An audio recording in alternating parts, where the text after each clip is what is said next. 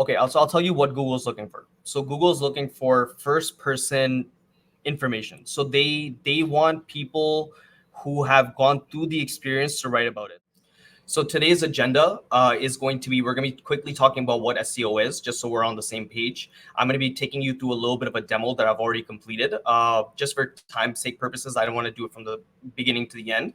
So I'll walk you through that demo really quickly. We'll be doing a little bit of an SEO audit so that you can level set your expectations and where you are in terms of SEO world. And we're going to be covering all of these different items right here: tracking, indexability, on-page, content creation, et cetera, et cetera. We're going to be talking a little bit about budgeting because I know that's really big for startups. You have a certain amount of cash. You want to make sure that you're putting in the right buckets. So I'll let you know what a realistic SEO budget will look like, and a couple of different options, and then I'll just end it off with a couple of quick tips. So this is what I'm going to be talking about. So this portion is going to take about 20 to 30 minutes. Then we'll jump into a quick Q&A, and then it's going to go into a networking sort of situation. So that's basically the overall agenda of today's conversation. So before I start that, I'm just going to take a little sip of my coffee.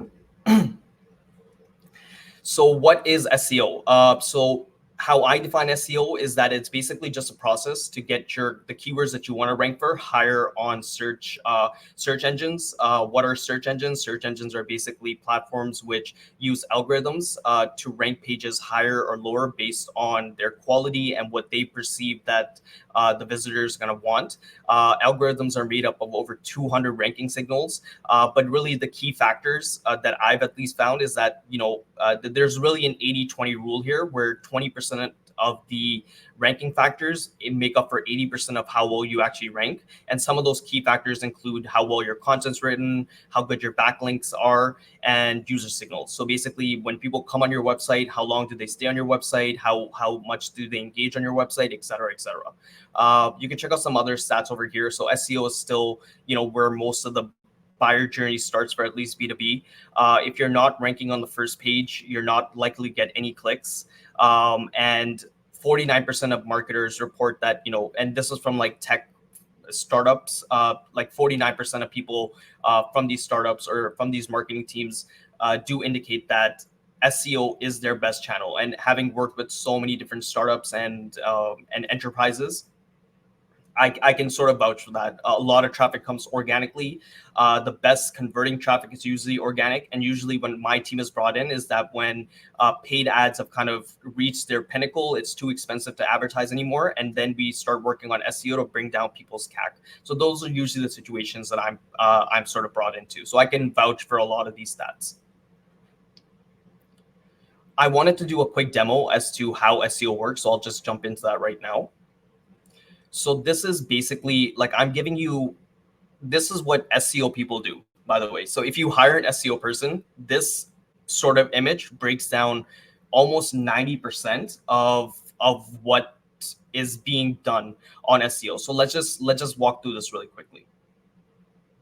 So you have your website right here, right? So you have your website. Let's just say it's some kind of marketing tool.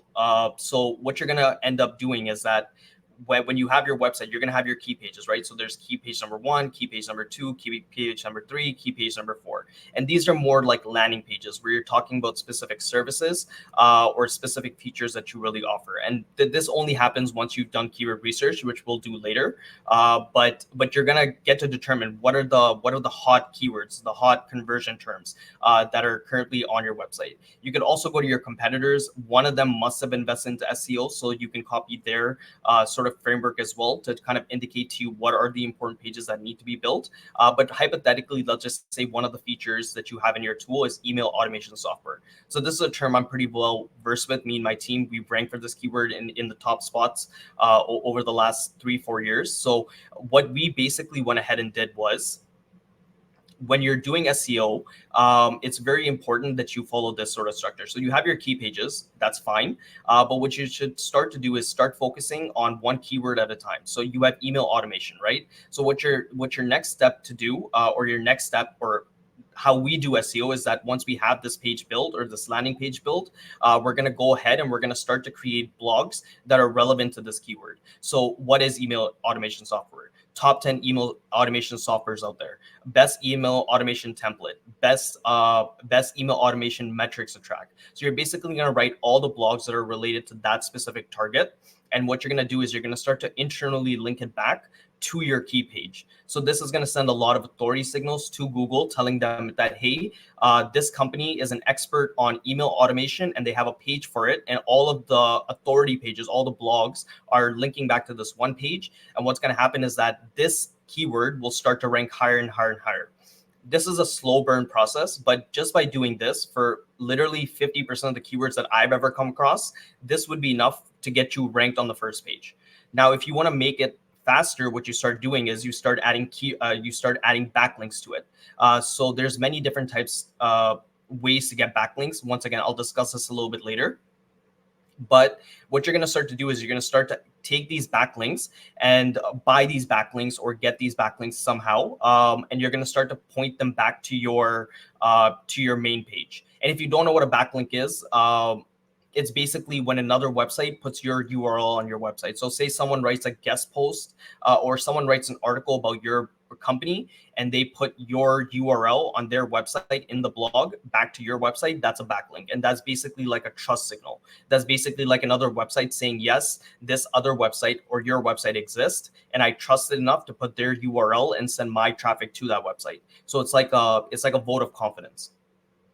So once again, many different ways to do this. I'll talk about it later, but you're going to start to get backlinks. You're going to start to point them back to your main page. The other thing you can do is because what will happen is that the tricky thing about backlinks is that you can't build 1,000 to your key page. Otherwise, it looks like you're manipulating Google and they might penalize you. So how we get around that is that we have all of these blogs. They're linking back to the key page. So we start sending backlinks to these pages now. So basically the authority is funneled from this website to your blog to your key page. So this is basically how we rank websites. This is about 90% of what we do. And if you're able to execute this keyword by keyword, page by page, over the course of a year, you're gonna see some pretty amazing results. If you're writing, a blog about one specific topic every single week or every single month, and you're sending at least 2 to 3 backlinks back to the blog or back to the service page, you're gonna rank pretty fast for even very competitive keywords. So that's it. That's what we do. That's the entire business model that we currently operate off of. If you want to learn a little bit more, you can type in siloing SEO. So silo SEO, and there's a bunch of content on it, which will teach you even more. So that's a little bit of a demo as to how that operates. Now let's talk a little bit more about just auditing. So now that you know how SEO works, you're probably going to want to get like a baseline as to where you are. I'll send this link across, or I'll send this to the FI team and they can maybe send this across. But I've already created like a dummy template audit that you can do. And essentially what you're going to start to do is, unfortunately, you will have to get a subscription to Ahrefs or SEMrush, but you can get like a free trial. All of them offer it. And then you can just do this entire thing in like an hour or two and then just cancel your subscription. So yeah, these are some of the important points you're going to want to cover. And I'm going to be taking you through each one of these really quickly. And then you have some just resources that you can tap. So this is what we're going to be working through as we're going through an audit. We're going to pretend that we're Forbes.com, and we're going to be just using that as our sort of dummy website. So yeah, let's get into it. So the first thing you're going to want to do when you're doing SEO, now that you know how it works, is you're going to want to set up tracking. So you need to set up Google Analytics. You need to set up Search Console because you need to know what your organic search data is, as well as how many leads are converting off of organic search. This is going to tell you if your SEO is working. And then there's some early indicators that your SEO is actually going to drive these conversions through Search Console. And that's by looking at your clicks, your impressions, your rankings, and it will also give you data about your indexing. So if you haven't already, you should try and set up your Google Analytics and your Google Search Console. Very easy to do. You can get a developer involved and they can do it for you. So that's number one, because there's no point of doing SEO and you not knowing if you're doing well or not. So that's number one. Let's move on to number two. So now you're going to be checking for indexability and crawlability. So this is what I see a lot of websites suffer with. Like they're doing all the right things, but they don't know why they don't rank or why their pages don't get crawled or et cetera, et cetera. So the first thing you want to see if you're actually in Google's index. So just because you launch a page doesn't mean you get into Google's index. If Google doesn't want to index you, they don't put you in their sort of index of pages, and then when someone searches Google, they won't populate your website even though it's live and whatever. So the first thing you want to do is, let's just check this out. Where is this? Yeah. So this is what you're going to want to do. So site colon your website, and this is basically going to tell you how many pages are currently getting indexed within Google. So it's about 24 million pages for Forbes that's currently getting indexed. It's obviously going to be less for you depending on the size of your website, but you just want to quickly go through and make sure that all the pages that you want actually being indexed are being indexed. And if they're not being indexed, you need to you can Google it, how to get pages indexed on YouTube or something, and it will basically walk you through how to get your pages indexed. So that's number one. You need to know how many pages are actually live on your website. So let's go back over here. So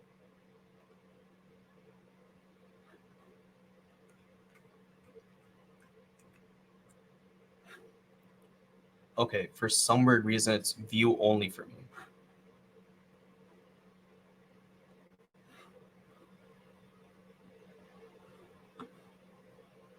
Sorry about that.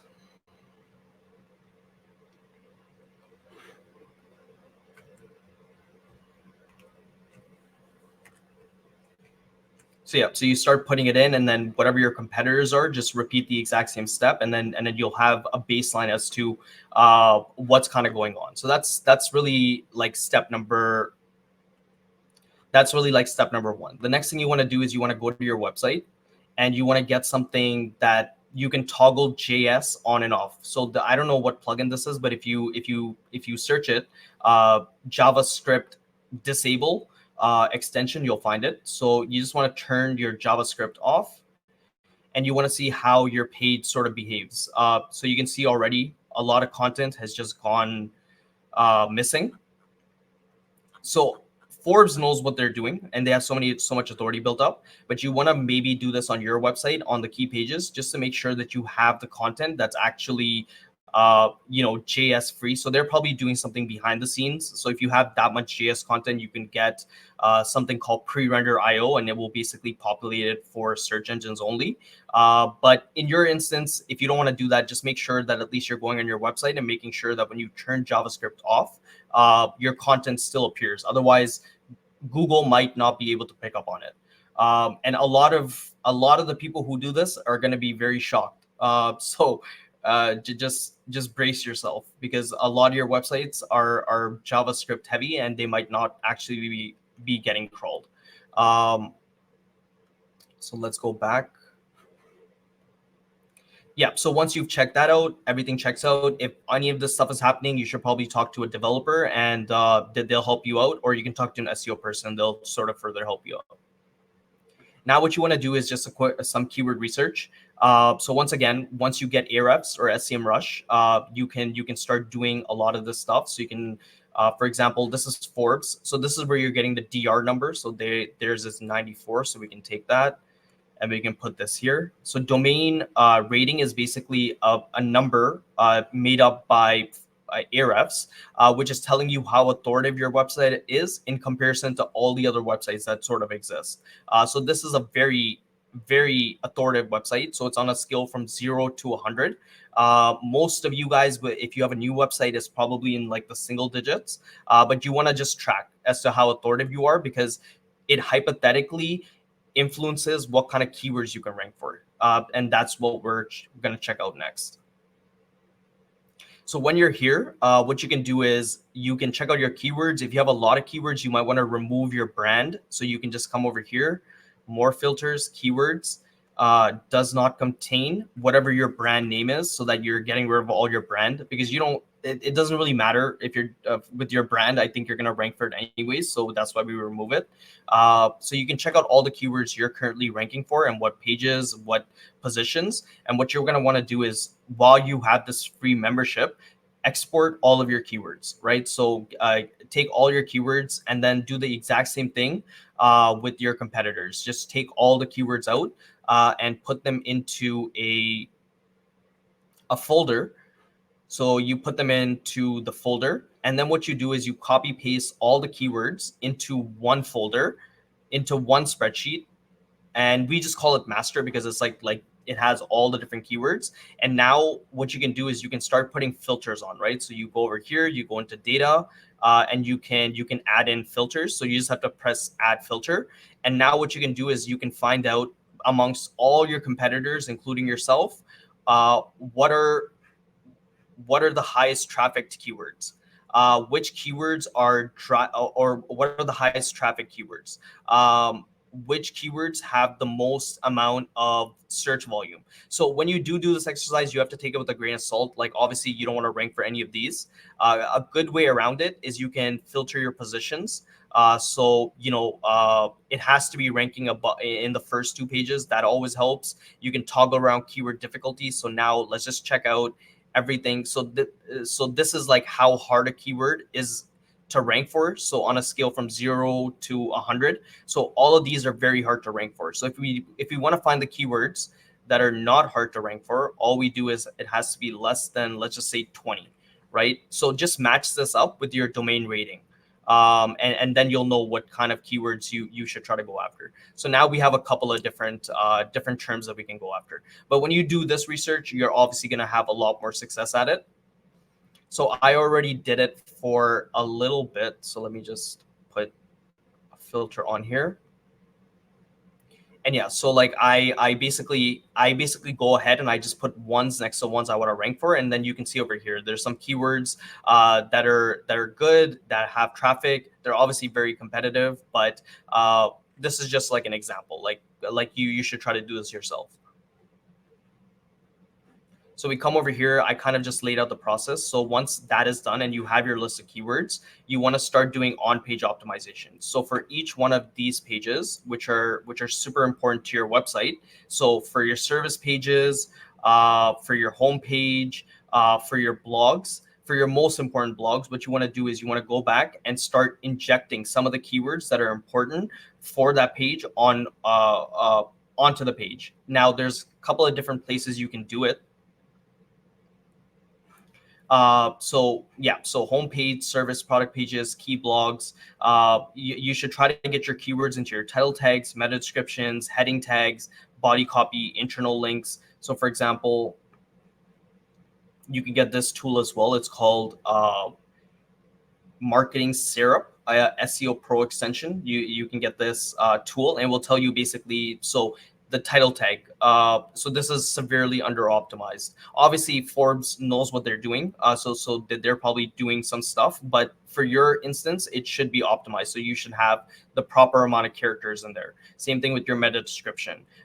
You want to check out your heading tags, right? So your heading tags should have your secondary keywords at least, or primary keywords in all of your heading tags. So these are really important places where you might want to do some on-page optimization and get get that done.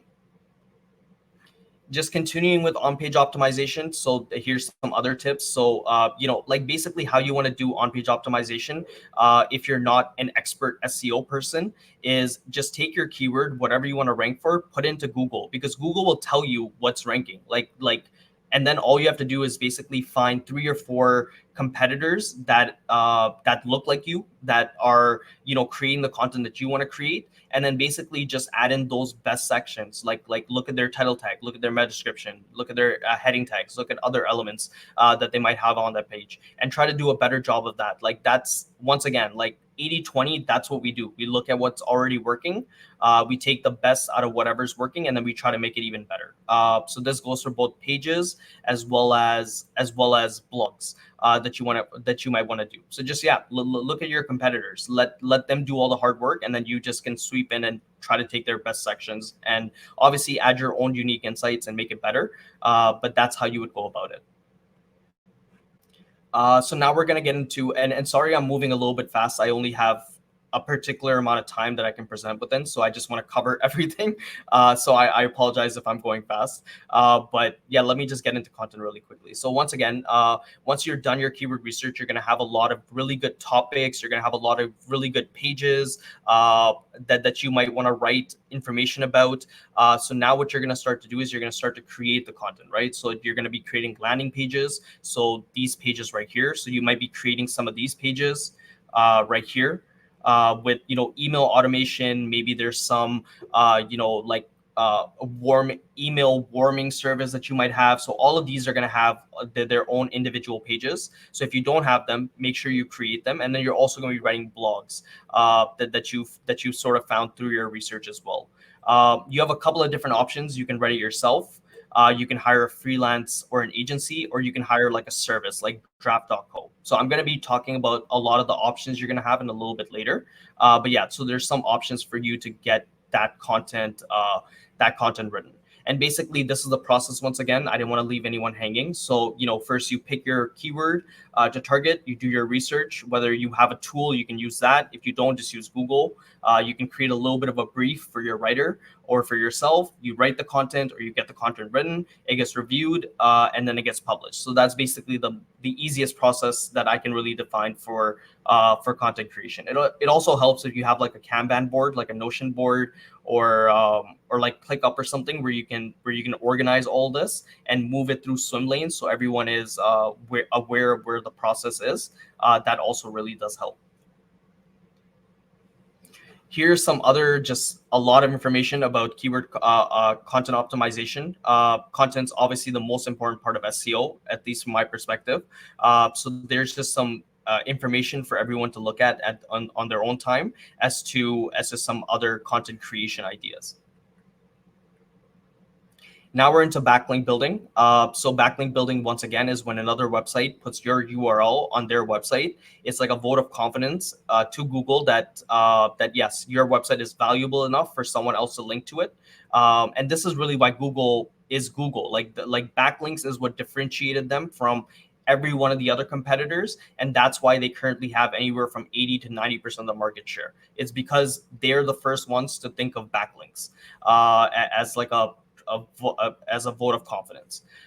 So what you're going to want to do is you're going to want to prioritize your homepage, your service and product pages, your most important ones, as well as your key blogs. You should try to send at least, so with my clients, we're normally building around 10 to 30 backlinks for them per month. You closer to 10 normally.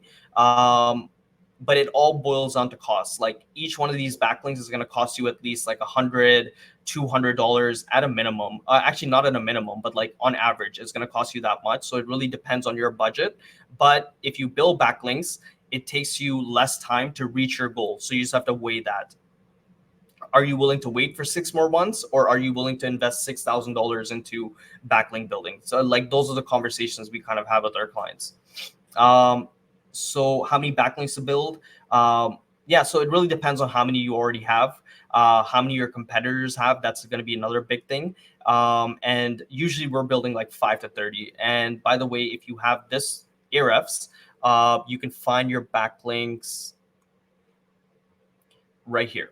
So this is the number of backlinks you have, and this is the number of referring domains you have. These are both important. So referring domain is when a single domain links to you, and a backlink is, it doesn't matter, like one domain can link to you 50 times. All of those 50 are backlinks, but there's only one referring domain. So so you want to capture both of these, and you can go ahead and you can put that into your reference. Same thing with your competitors. And then also with just keywords and traffic is right here. So keywords, and then this is the traffic, or this is the traffic. So these are the numbers you're kind of noting down in your keyword and traffic. But yeah, so there's a little bit of advice right there. Then a little bit more advice. So there's a couple different ways you can build backlinks so you can attract them naturally from your blog, PR, directories. So these kind of backlinks will pop up naturally. So out of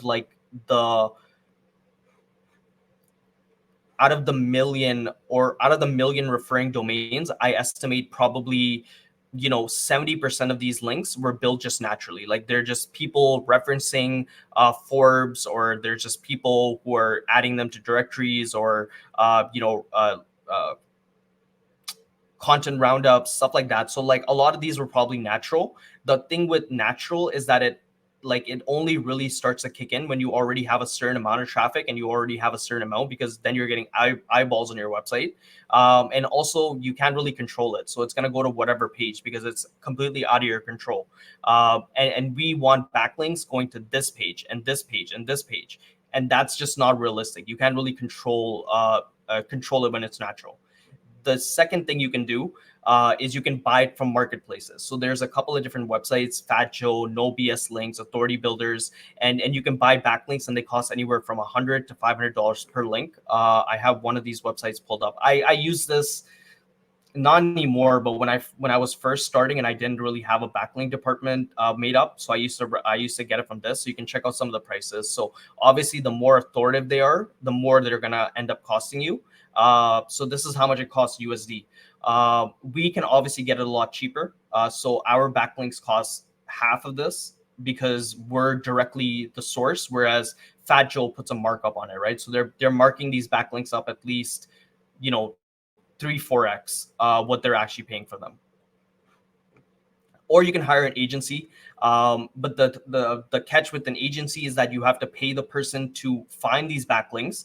And this is basically, actually, I think I have it in the next slide, where we talk about the process. So basically, when you're building backlinks, all I'm really doing, or all my team is really doing, is we're looking at competitors. So we're looking at basically Fortune and Inc. magazine. We're looking at where they're getting their backlinks, and then we're reaching out to those websites. That's basically 80 to 90% of what we do for backlink building. We look at competitors, and then we reach out to those competitors manually.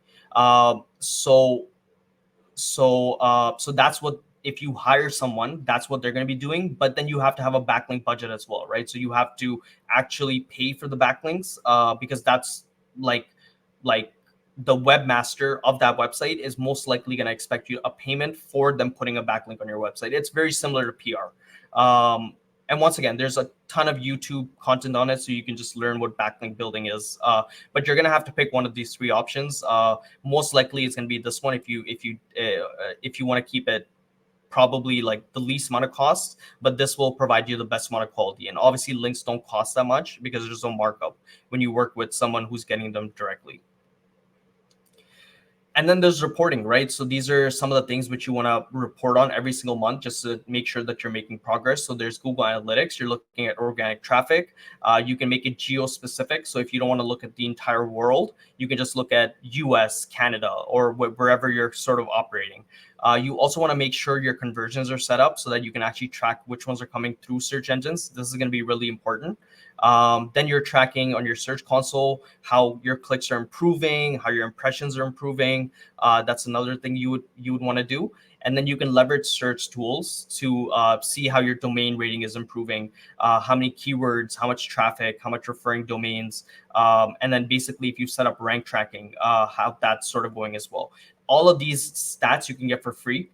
So there are tools which offer for free. Moz, SEMrush, they'll offer you all this for free. It's just when you're pulling data is when they kind of restrict you. For rank tracking, you can probably just Google it. They all cost pretty much the same, which is something like this. So this is ranktracker.com. And this is where you can basically track keywords.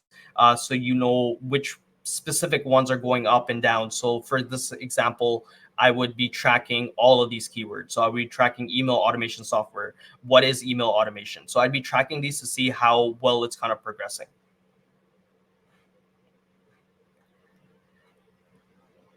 And yeah, and then we have budgeting. So in terms of budgeting, there's a couple options you have. You can do it yourself. SEO isn't rocket science. There's so much content out there that you can learn it.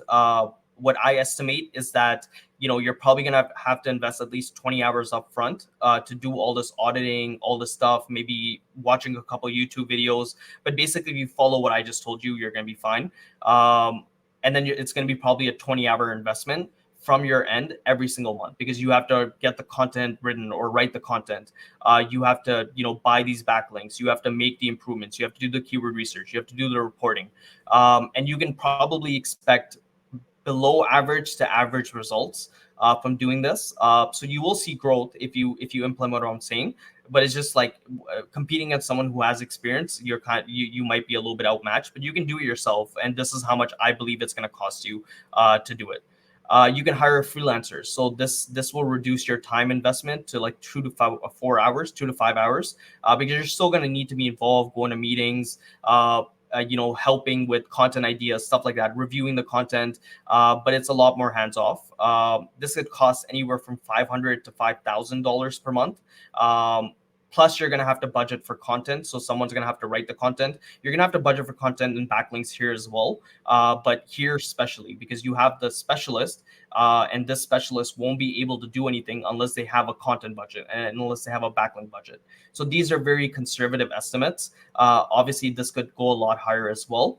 And depending on the freelancer you hire, you're probably going to get average to good results. And then you have agencies. Once again, you're going to have to invest in meetings and collaboration and reviewing stuff. So it's going to be 2 to 4 or 5 hours from what I've noticed in terms of the commitment from the agency, from the client side. It's a little bit more expensive because agencies should, or at least mine does. It's not just one person. It's like for me, it's like on every single team that we have, there's at least 4 to 5 people working on the project. Whereas here, you're getting one freelancer, and then that one freelancer will basically buy the backlinks, buy the content, et cetera, et cetera. Here, everything is in-house. So, and there's a lot more specialties, or at least that's what agencies should be doing. So there's a lot more overhead. So this costs a little bit more. Yeah, but you're still going to need to budget for content and backlinks in this one as well. And the results can be good to great because you have specialized talent. So SEO is so fragmented. The same person who does strategy is not going to be good at content. Content person is not going to be good at backlinks. Backlink person is not going to be good at technical. So you really need different people. It's one person can do it, but it's like I've never met someone who's excellent at all of these things. So that's why we have specialized people who do these kind of things, and we make up for the cost because of economy of skills, right? So this person works on 5 different accounts, and that's how we kind of make it up. This is another helpful sheet. I pulled this from my packages that I offer, and this will give you just a better idea as to what you can sort of expect. So you have different services. So like this is like we're an agency, so you can just So I'll just leave that as our package. Or no, I'll just put SEO agency. So when you're talking about agencies, this is what you're kind of looking at. You have SEO as a service. So like the Hot is one of them. They offer SEO as a service. You can just hire a consultant, or you can hire people in-house, and you can kind of just compare how it kind of plays out, right? So so these are the different things that sort of happen and the different costs that are associated to it. Not going to get too deep into it. Just some advice that I want to pass along. If you don't have the budget or capacity, if you can invest 20 hours, or you don't have like the 2 to 4K minimum that you're going to need to actually get this done properly, it's probably better to like invest in something else like organic social. Even that's going to cost time. So the point being here is that if you don't have the budget for it, probably like don't start it, because you need that budget to compete. Like it's otherwise it's kind of really hard to compete. If you don't have content, if you don't have backlinks, it's kind of hard to compete. It's a slow burn, but it always works. Like we have companies right now that are making hundreds of thousands of dollars from SEO because they invested in it like years ago. So it's a slow burn, but it pretty much works every single time if you do it properly. You will get out what you put in. So time, effort, and money. If you're competing against someone who's spending $100,000 on SEO and you're investing $100 into SEO, it's very unlikely you're gonna win. They're just gonna beat you with content and backlinks, even if they don't have enough knowledge than you, or at least someone like me can beat you with that kind of budget if you don't have it. And then finally, if you are looking to get on freelancers and agency people, just a couple pieces of advice. So you're not just paying them; that's not good enough. You're also their CEO, so make sure you're managing them.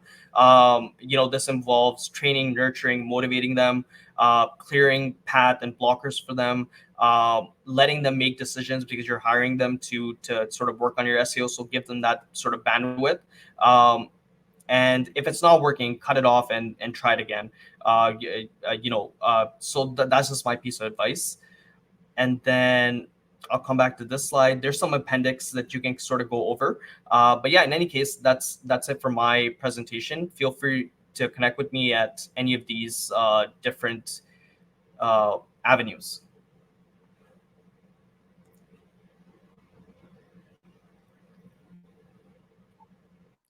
Awesome. Thank you, Ali. Sana? It was a great presentation. Everyone in the comments are asking, are we going to get the recording? Are we going to get the presentation? Yes, you will receive the recording 24 hours after the event, so don't worry about that. Thank you so much, Ali. You made it very simple. Like usually SEOs, for me, is something very complicated, but the way you presented it, you gave a lot of practical strategies that I'm sure it's going to help startups. 100%. We have a couple of good questions here. I'd like to take some of them. So the first one here is from Richard. He says, how important is the quality of content? I spent a long time on my first post, but I have a friend who just goes for volume using ChatGPT. Yeah, that's content is the most important. If you are, so the thing is,